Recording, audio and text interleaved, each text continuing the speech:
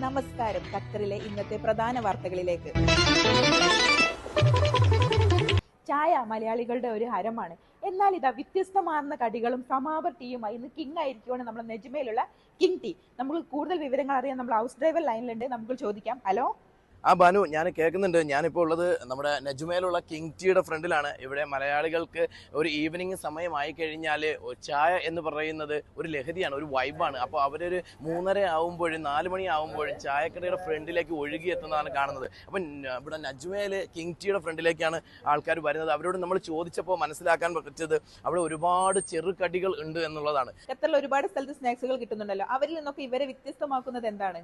അതെ, ആ ചെറുകടികൾ എന്തൊക്കെയാണ് എന്നുള്ളതാണ് നമ്മൾ അവിടെ ചോദിക്കുന്നത്. കലത്തപ്പം, ചിക്കൻ ചിപ്സ്, കട്ട്ലറ്റ്, കൽമാസ്, ഉള്ളിവട, കായപ്പം, chicken puffs, egg puffs, pocket shawarma, മുന്നക്കായി, ഇളയട, കുഞ്ഞിപ്പത്തിരി, കടല മസാല, അവിൽ കുഴച്ചത്, പക്കവട എന്ന് തുടങ്ങിയ അനവധി ചെറുകടികളാണ് ഇവിടെ അവൈലബിൾ ആയിട്ടുള്ളത്. അവിടെ സ്നാക്സും ചായയും അല്ലാണ്ട് വേറെ എന്തൊക്കെ ഐറ്റംസുകളാണ് അവിടെ ഉള്ളത്? ചായ, സ്നാക്സുകൾ മാത്രമല്ല, ഇവിടെ എല്ലാവിധ ജ്യൂസുകളും അവൈലബിൾ ആണ്. അതുപോലെ തന്നെ തണ്ടർ കോക്കനട്ട് ജ്യൂസ്, ചക്ക ജ്യൂസ്, ചിക്കു, അവിൽ മിൽക്ക്, നന്നാറി സർബത്ത് മുതലായ എല്ലാ ജ്യൂസുകളും അവൈലബിൾ ആണ്. അപ്പോൾ ഇതിന്റെ ലൊക്കേഷൻ വരുന്നത് ബാനു നജ്മയിലുള്ള കിങ് ഓഫ് ടീ ആണ്. ക്യാമറമാൻ അസ്ലമിനോടൊപ്പം അല്ല ഹൗസ് ഡ്രൈവർ നജ്മ.